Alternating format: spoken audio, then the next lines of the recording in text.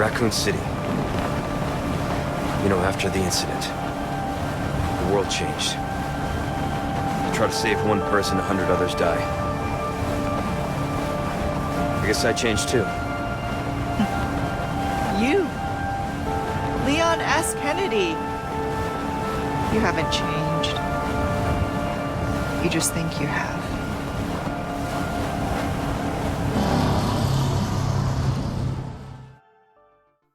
Let me be direct here. I don't care how many missions you have cleared. There are some lines you only cross once and only once.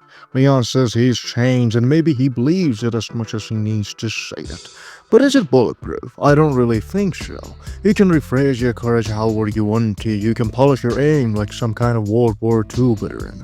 You can even file the edge of your voice so it cuts less when you talk to Ghost. But the mirror always remembers the blind look on a man. Leon S. Kennedy lives between the version of himself that walked into Raccoon City, with a badge, and the one who walked out of every nightmare, carrying someone else's weight. This video isn't about the monsters in front of this guy, or perhaps the ones that are maybe hiding from him this whole time.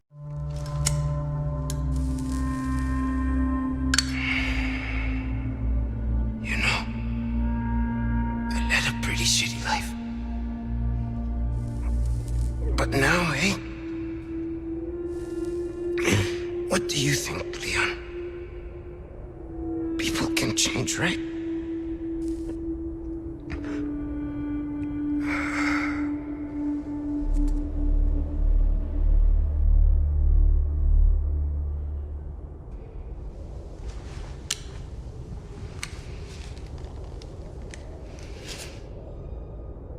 He didn't get a first week off, a lot curvy the sticky note, a handshake from a captain who did really mean it. He got a windshield full of apocalypse and a name tag that suddenly felt like a dare. Rookie Cup, first day, wrong city, wrong century. Under the sirens and the smoke, Leon was still trying to shake the feeling that he would maybe arrive late to a promise. He finds Claire, he steadies his voice for Sherry. He learns fast that heroism was the first to kill him by the end. Save who you can, keep moving. Remember the faces you couldn't face. I want to find out what's happening here and stop whoever's behind it. Helping people like them? That's why I joined the Force.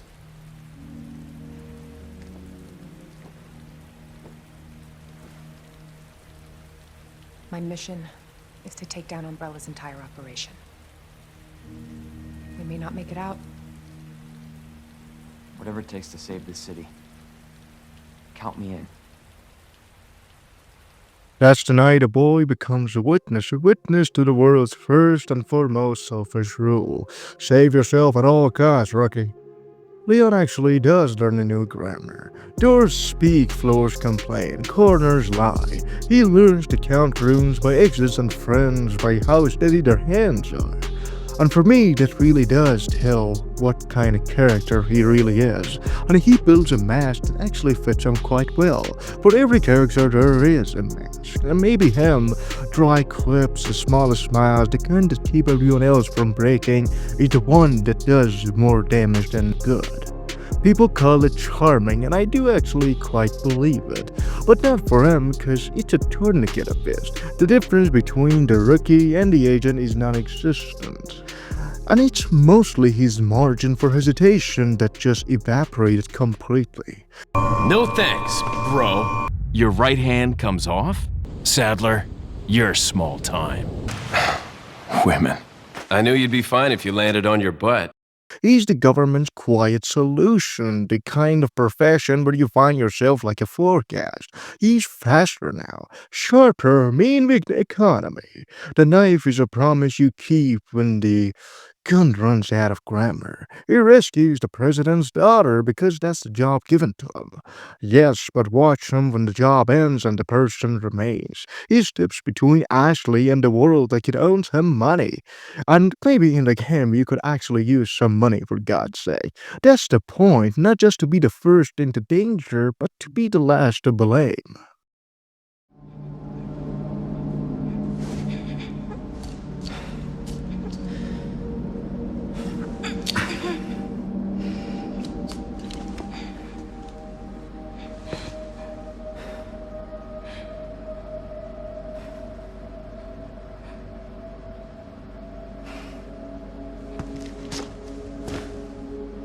You're gonna be okay.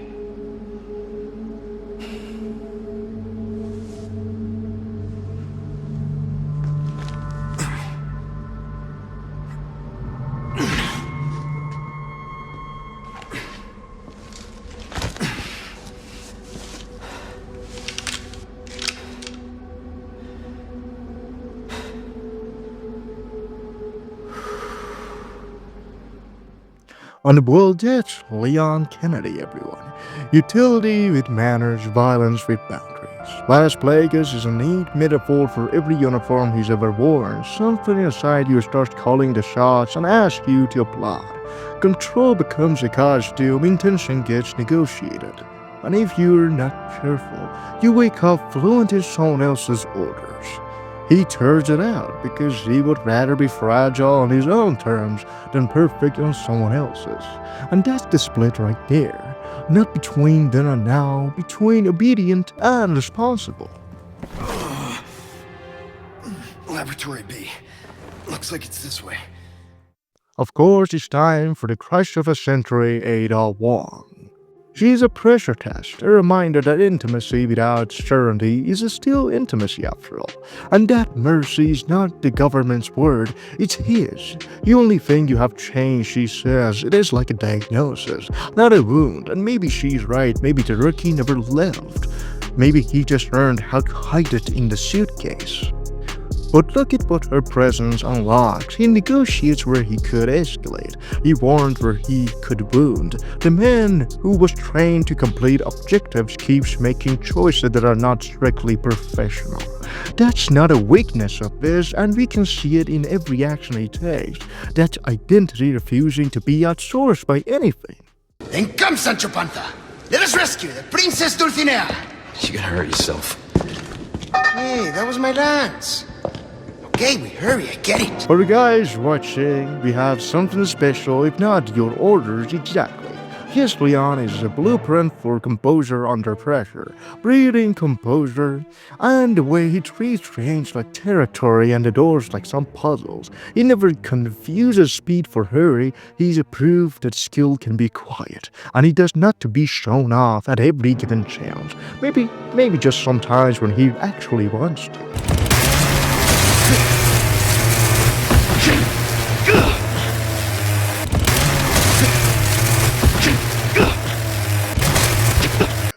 For women watching, of course we would not forget about you guys because you're my personal favorites. Here's the other half. He listens, he studies, he never makes fear embarrassing. He treats survival as a partnership, not a performance. He can walk into a room full of knives and make it feel like there's still a tomorrow. That combination, carried out, tactic, is rarer than ammo on hardcore. So did Leon actually change? Sure, bodies adapt to storms, voices learn new temperatures, but the core hasn't yet budged. Move forward into danger, leave with someone who didn't think they'll ever see the daylight. Change is the wrong word for his, cost is the right one. The rookie is still inside the agent the way a scar is inside skin, deciding where the stretch finally stops. And when he finally admits to how he's changed, maybe what he means is, I know the bill now, and I will pay it anyway. Leon S. Kennedy isn't the coolest man in a room because he never flinches. He's the coolest man because he does, and he walks forward anyway. He's the sound of a safety clinging up after a long, slow breath.